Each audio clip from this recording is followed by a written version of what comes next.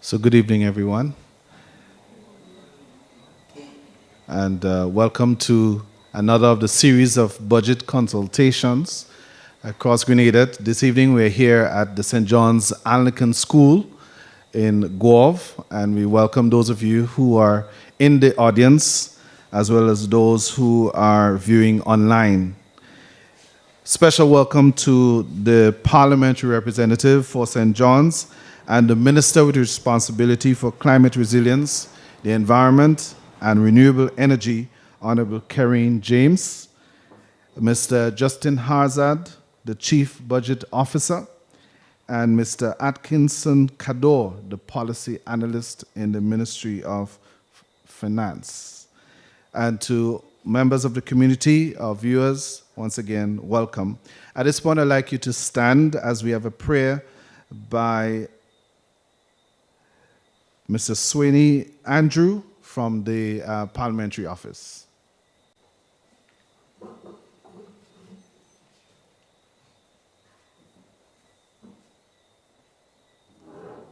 Good night, everyone. Let's reverence the Lord in prayer.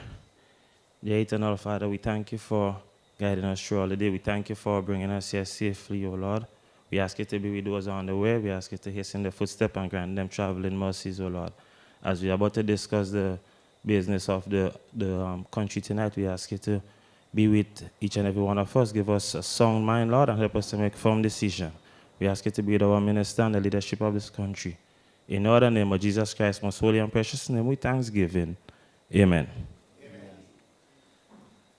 Thank you very much, Mr. Andrew, for that prayer and that blessing, asking God to be with us during this session as well as to taking care of our leaders of this country. So once again, it's another budget consultation in St. John's, and there would be three components of this budget consultation this evening. The first is to give you a look into the macroeconomic performance of Grenada for the first half of the year, to outline to you the budget process, and also to get from our minister some of the achievements, the plans and projects for the constituency of St. John's, and to hear from you questions and ideas as to what we can put in the budget for the benefit of the citizens of St. John's and a whole the citizens of Grenada. So without any further ado, I'd like to invite the minister to make our presentation on the achievements of the constituency, the plans and the projects that she has moving St. John's forward. So I now invite the minister to make our presentation. Let's give her a nice welcome, please.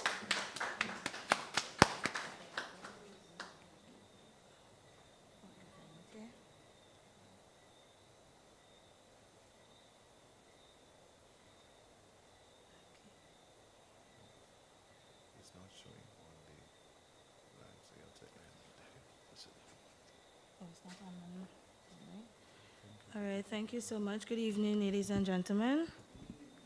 And good evening to those joining us on... Good evening to those joining us on our social media via the Facebook Live. First and foremost, I'd like to say thank you so much for coming out this evening to be a part of our budget for 2024.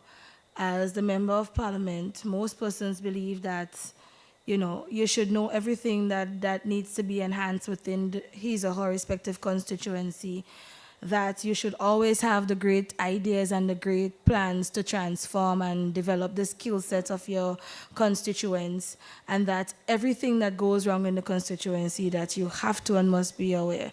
But what I would like to thank the Ministry of Finance for is for taking this consultative approach to ensuring that persons who don't normally know the full works as to the preparations behind a budget, for persons who are aware and fully abreast as to how government works, how budgeting and creating a budget works for the country.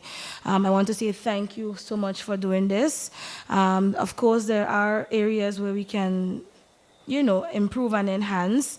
And as MP, I'll be more than happy to work along. So this won't be the first time that we would have that.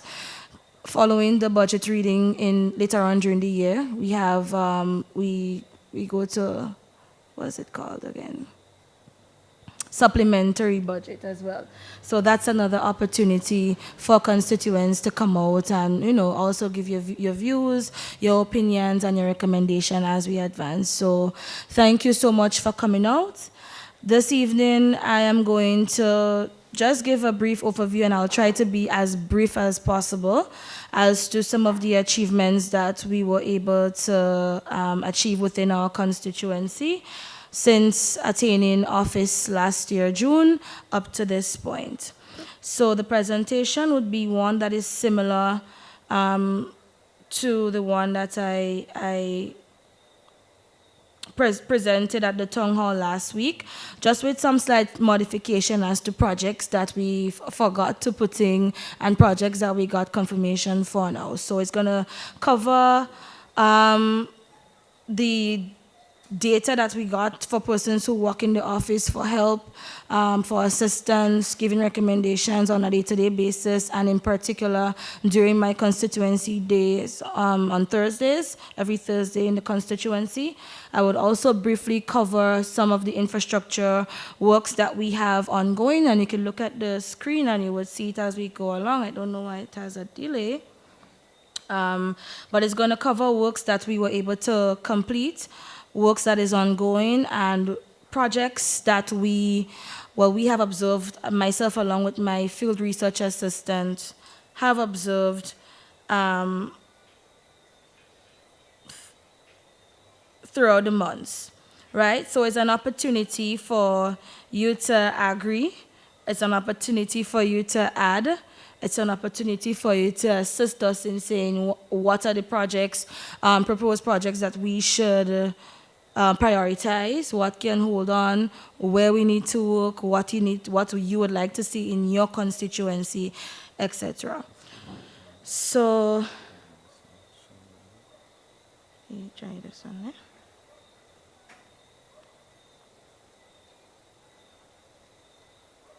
Press it now. All right. Right. It was on now. So I think all right. So we in thing now, right? Right, ladies and gentlemen? Yes. We tired? Pardon? All right. So I hope they can hear me better now. All right. So over the past few months, we have been able to do quite a number of road rehabilitation and in some cases, road construction and road reconstruction. The first that you're seeing on the screen there is the Douglaston Bay Road. It was estimated approximately 2,000 feet of road was completed. The first picture that you see is what the road looked like prior to us getting into office. The second picture is a drone shot as to showing the 2,000 feet, what it looks like from an aerial view. And the two photos at the bottom shows what it is now.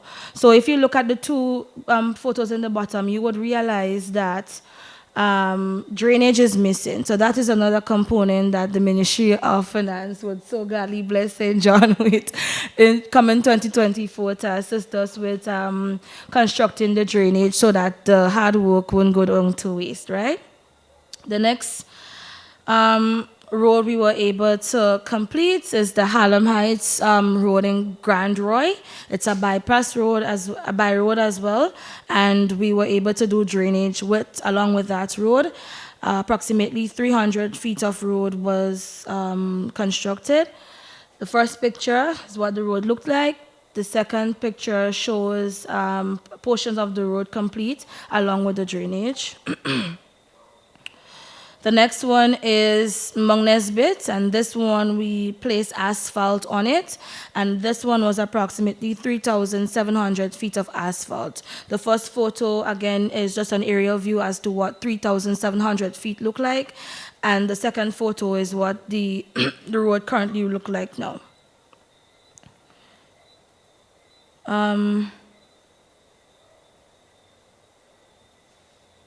This one again is another one that was completed in Mount Nesbitt. I don't know why the other photo is not loading, but the first and second picture shows what the road looked like prior to us completing the job on it, and then the final photo would show the complete one. So this is one that we did, the same presentation, basically what we run through during the town hall last week. The next one is the Douglaston asphalt as well. 400 feet of road was completed in Douglaston shortcut area. This one is a retaining wall and drainage as well as road infrastructure that was done to Cloget.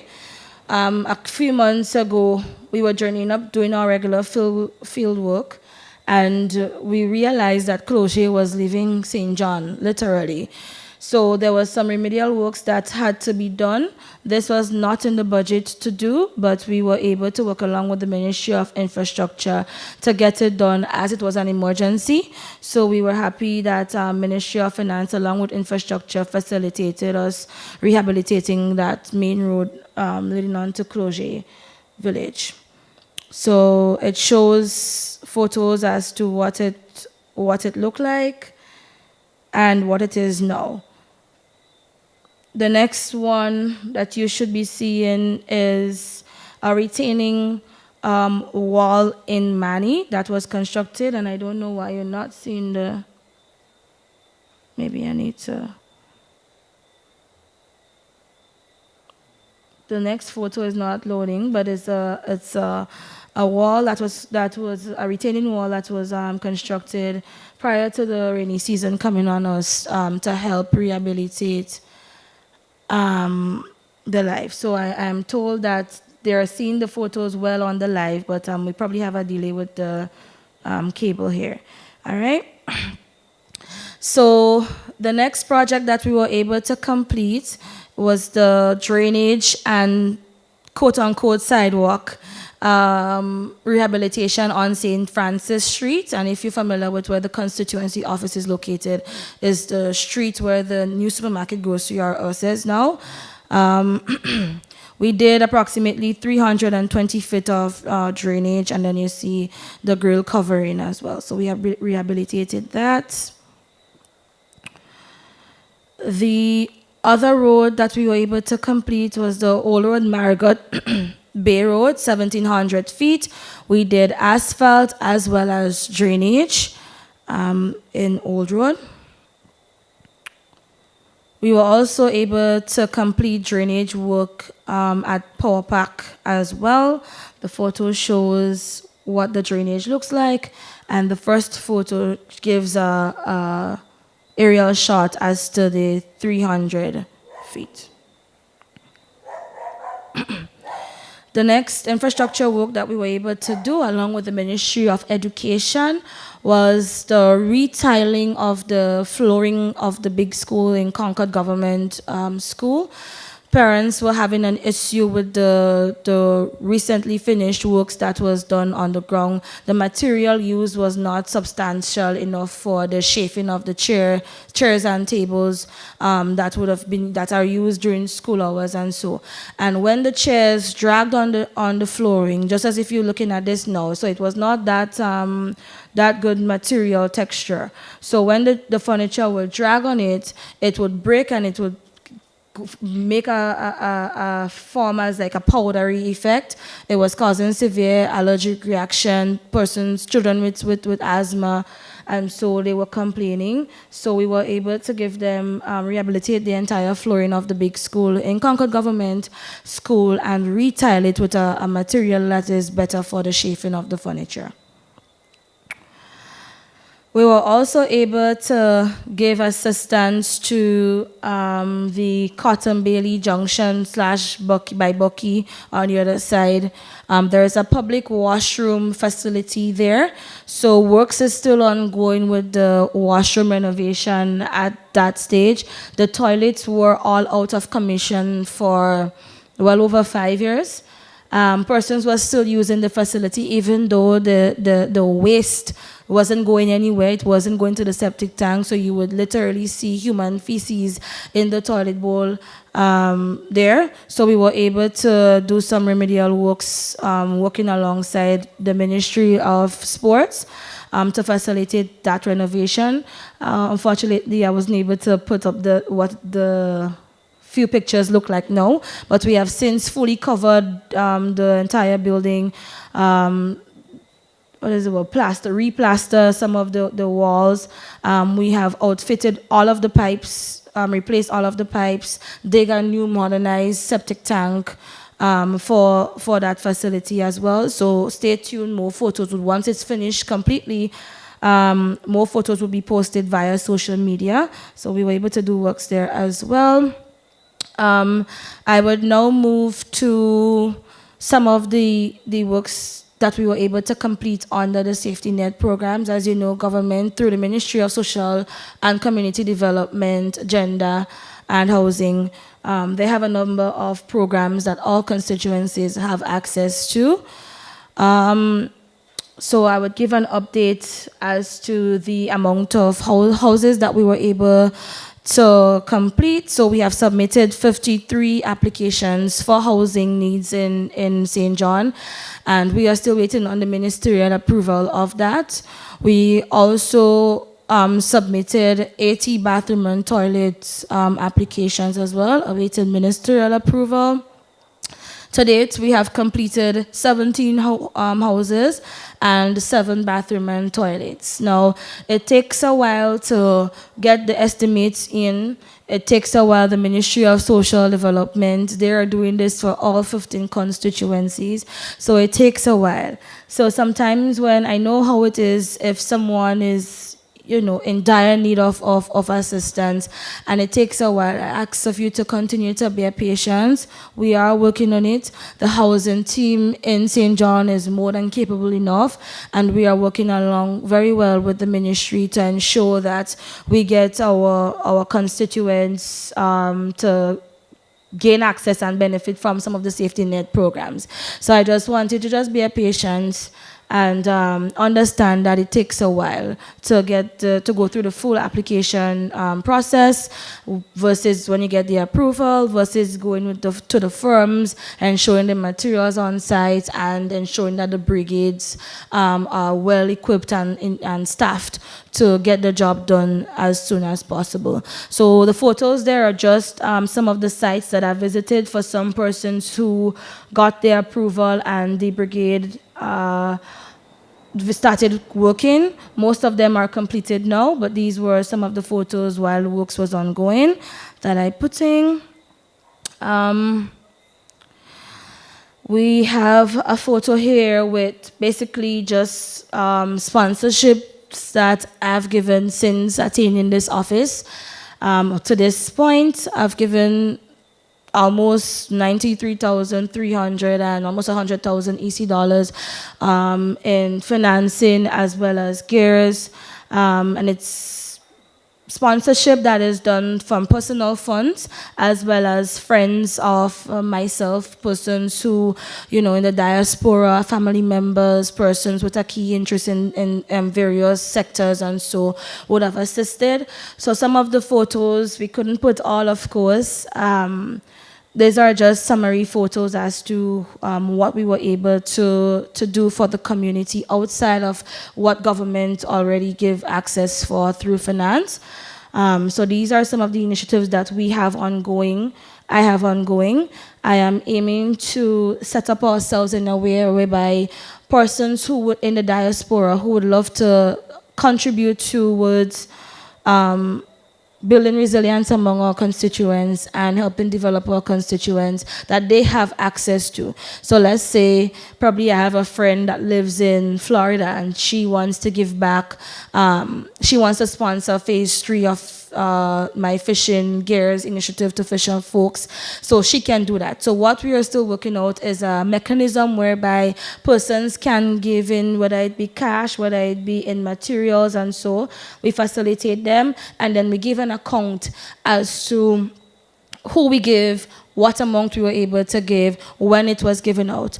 What you won't see, ladies and gentlemen, some of the things that I do, I would post, and for others, I think my moral compass will not allow me to place people vulnerable on social media. So you would not see, even if somebody gave you might be the one who gives something and you might want to see who get the hampers. You would not see who get the hampers. I think if you're giving something with a willing heart and you are genuine about it, you don't have to place vulnerable people on social media just for likes or just to prove a point. So what you would see as the third picture at the top look like, there we had some food hampers donated to us. You would see all the food hampers, you would see that it's loaded on the truck, but you wouldn't see us handing it to Mr. Andrew or handing it to Mrs. St. Clair when we're giving it out, simply because we would have the pictures, but it just won't be posted, and that's just my style. All right? So this is some of the things that we were able to do. We give back to the fishermen, like I said. This is the second phase of giving gears to the fisher folks. We were able to give GPS, radios, flares, buoys, life jackets, among other fishing gears. We donated to some of the primary schools in the constituency for sports.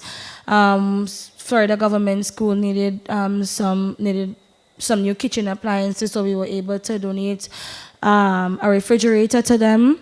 We were able to give some of the young people in our constituency who would normally organize football tournaments, cricket tournaments, basketball tournaments, support. The Easter regatta that happens on the lands, we were able to give support to the organizers as well, to some of the primary schools, pre-primary schools in the constituency. So this is just a snapshot, and based on the records that we keep as to who we give sponsorship to, it amounts to a total of 93,300 EC dollars. So we have, along the way, some infrastructure projects came up, some issues came up. We've had some severe challenges that we experienced during the heavy rainfall that we had a couple months ago.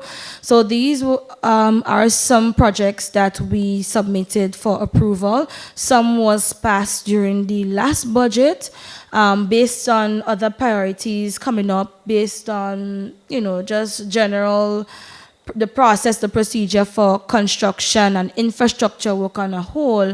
We were not able to meet our target for some of those projects.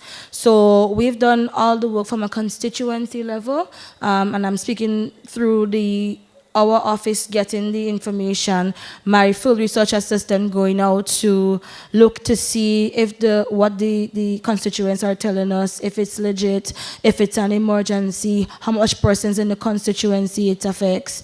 And we relay that information to our road officer, and we did all the scope of works, send in for the tenderings, give out to the contractors, and so, and these are the projects. We have 16, and we are waiting Ministry of Infrastructure approval on it.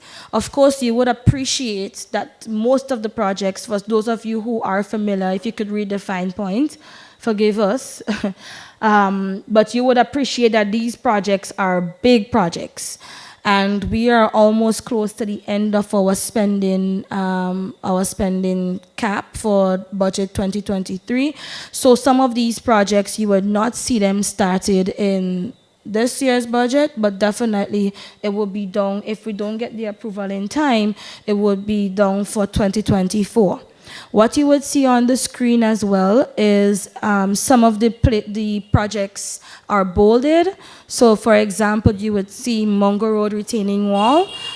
two sections. We've broken it up into two, Section 1, Section 2, top and bottom Mungo Road. There needs to be a retaining wall, and the road as well needs to be reconstructed there. The road has been broken due to prolonged neglect, and with the heavy rainfall, it worsened the situation. So that is one of the priority areas. If Ministry of Infrastructure and Ministry of Finance do have some savings somewhere that they could pull and give us in St. John. This project, along with the Old Road Marigot retaining wall, we also have the Mondo box drain and retaining wall, as well as road. We have the Grand Roy retaining wall that's just underneath the Grand Roy Medical Station. So these are 6. If we are to choose what are the priorities, if we have an opportunity to get it done this year, these are the 6 priority projects that we would like to see happen for our constituency.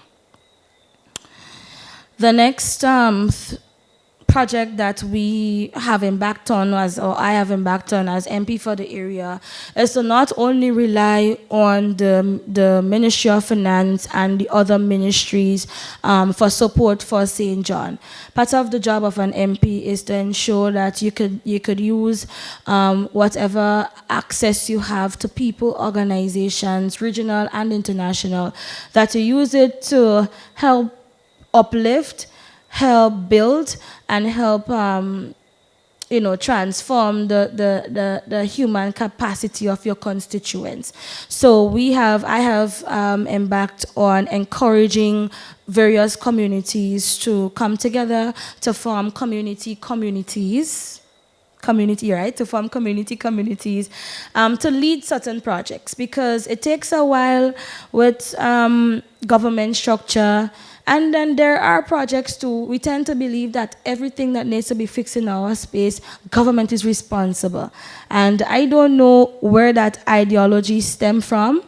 I am not in any way trying to take advantage of it for any political mileage, or I would never, in my term of serving as MP, encourage persons to 100% rely on government and to have that idea that everything that needs fixing in your constituency, government needs to do it.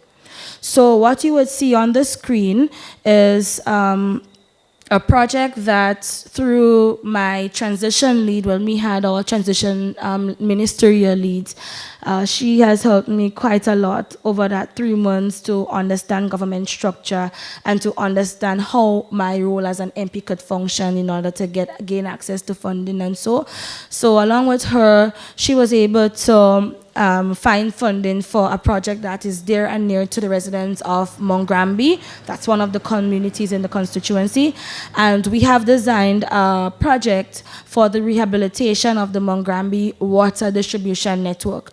So for those of you who are familiar, Mongrambi is one of the communities, or probably the only community in St. John that doesn't pay for NAWASA's water. They have their own water system, well beyond my years. So it's over 40 years now that they got assistance through USAID to have that system. So the first photo that you would see with me posing nicely there after 5 hours of walking and can't feel my legs is what the current dam looks like now. So you would realize that it's not necessarily a dam structure, but it's something the water took its natural course and it formed like a holding for a storage for the water. What had happened is, because of the rainfall, what is going on further up in the mountains, the water flow has gotten way beyond what the current structure is like. So a lot of the water is wasting. So what we want to do is to build a somewhat without trying to have very little impact to the natural state of what the dam looks like, but to just enhance the dam, and as well as to ensure that the piping, so all the way down, when rain falls, the water is dirty. So you would have to wait for the water. And I'm speaking because I am a resident of Mongrambi. You'll have to wait for a little bit for the water to run clear, and then you could drink, you could bathe, you could cook with the water again. All right, so it's in its natural state. So we want to run pipes that are more modernized now, pipes that meet the international requirements, because some of the pipes have been there for quite a while.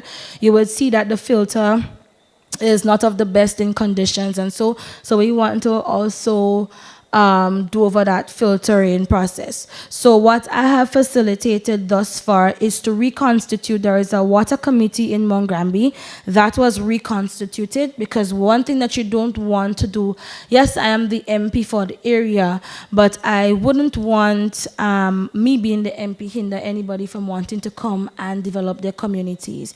So we bring you to a state, we help you to form yourselves into committees, and so we help you with gaining access to the funding that are available, and then we leave you to man and carry through the project with support from my office as the MP, as well as the other statutory bodies, so for example NAWSA and other ministries. So we have this project. We've been able to secure funding from two funders already, the Global Water Partnership Caribbean. They have agreed to help us fund to build the capacity of the residents in Mongrambi to develop a water safety plan, so that they know how to properly treat the water, how to clean the dam, how to ensure that the water is clean and clear for all residents in the area.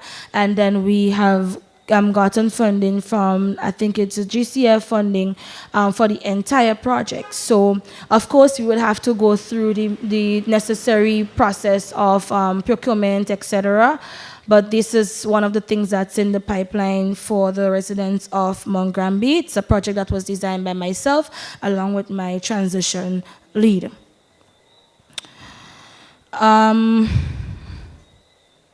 so I've already talked that. Some of the project projections that we have for 2024, we want to rehabilitate the Palmis Dig. So it's in different sector headings, but I'm going to be brief because I don't want to steal the whole show. I was just made to say some remarks. So I'm not going to call it out by sector per se, but I'm just going to list it as is. We want to rehabilitate the Palmis Dig. It is a historical site. It is a part of our identity. If you don't know, there's a nice, pretty sign that is placed in Palmis. I think somebody knocked it down, so the person who knocked down the sign, you'll be so kind to put it back up. But there's a sign that tells the story as to this man-made water source. And this was there from since slavery days. So our ancestors built it. So it's a project that is near and dear to me. You would realize that the water over the years has become more dirty. The dam has some structural deficiencies to it. It has been leaking. There's cracks, so the water level is not the same. If you are familiar with going to the dig and bathe, and so it's not as what it used to be before. Most of all the biodiversity there has been almost 80% gone. We used to see waterfalls there. There used to be different type of fishes, and so you don't see that. I saw one waterfall or two the last time we were there. So what we want to do is to diversify the offerings St. John offers to tourists, local as well as visiting tourists to the constituency. Apart from Concord Waterfall, there are other waterfalls in the area. This is a historical site that we can mark and we can develop. And we would want to do that. The next big project that we would I'm embarking on to get Prime Minister as in his capacity as Minister for Infrastructure is the rehabilitation of the Public Works building. That's the building, the dilapidated building on the Front Street. We are tired, and you heard Prime Minister echo that and say that he's tired of government having to rent all over the place. My constituency office is in a rented facility. The Social Development Out Office for St. John is in a rented facility. The Ministry of Infrastructure, or we call it the Road Office, is in a rented facility. the parliamentary elections office where you go to register to become a voter and so on, get your your voter's ID card. It's in a rented facility. So we have all these people all over the place. And it's taxing on my end as the MP, because when persons come to the constituency office on a daily basis, it could be Monday, Tuesday, Wednesday, and Friday.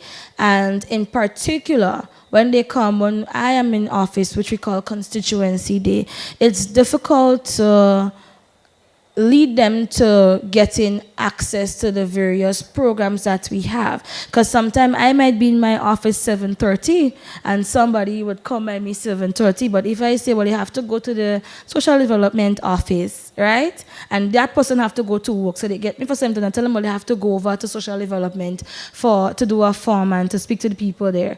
You ain't getting nobody in work 7:30, right? Let's be honest. So it gets difficult when you have to send people all over the place. Sometimes persons don't know the right street name.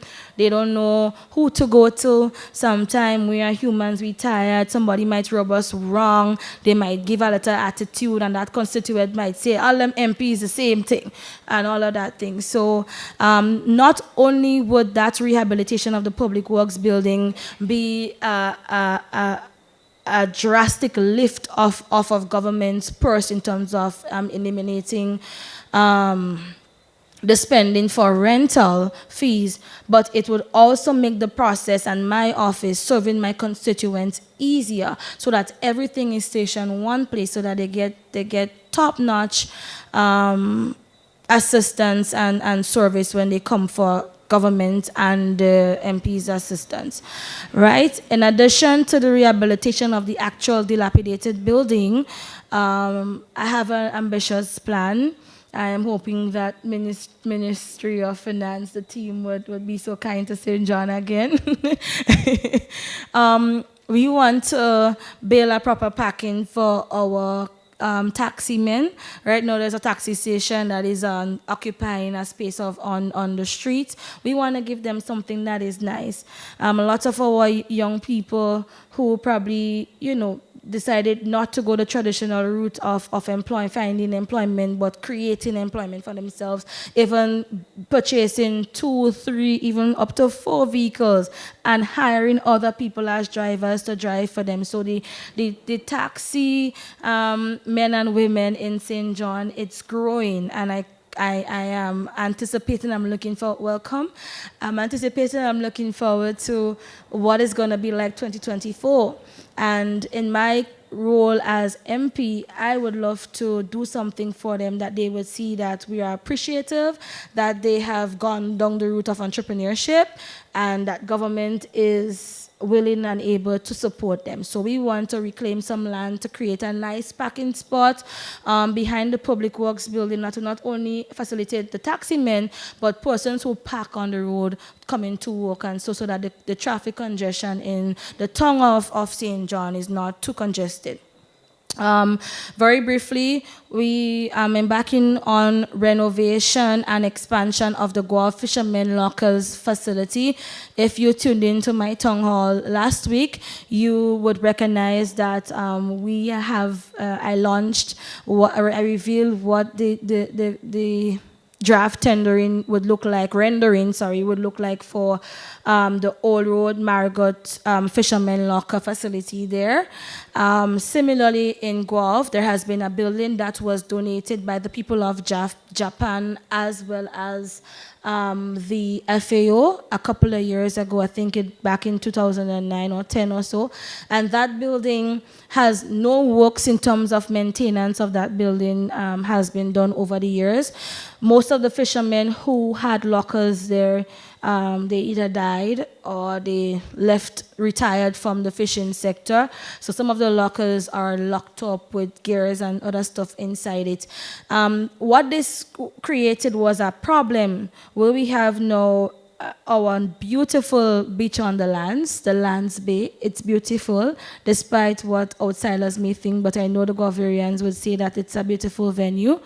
We have seen how it has been environmentally degraded, for lack of a better term. with structures being erected there because fishermen, they want to store their stuff. They are earning an honest dollar, and they want to protect what is giving them that bread. So they erected structures that is up of not too good standards and I think that they have shown us again that they are not relying on government assistance, but if we give them assistance, if we do listen to the cry, then you would see the magic that would happen and the transformation in the lives of persons who have invested in their craft. So I want to embark along with the Ministry of Agriculture and Fisheries to rehabilitate that fishermen locker facility there, to expand it to meet the growing fishermen sector that we have now, and to also give it a little modernized look. So we're embarking on that for projections for 2024. We have quite a number of community playing fields and community centers that needs to be rehabilitated and upgraded. We do not have a community center in Guelph itself. That is something that I have been hearing since before me deciding to get involved in politics. It continues to be a growing concern and a growing recommendation among constituents as well to have one in Guelph.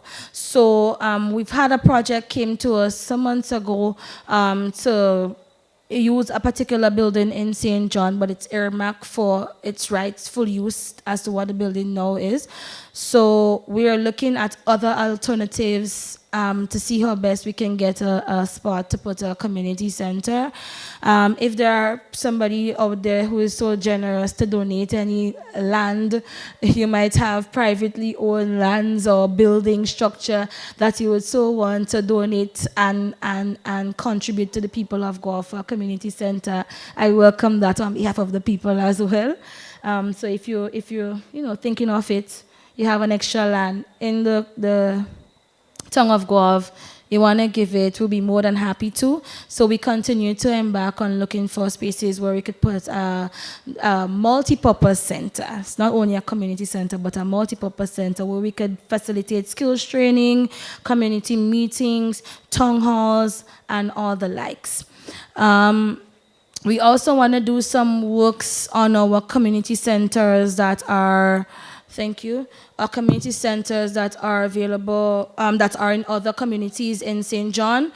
90% of these community centers are in bad shape. 90% of them. Either it's plagued with poverty, and I'm sorry I didn't put the photos up because I really want people of St. John to see where we're coming from and to understand and get on board with the journey as to where we're going, because we tired talk about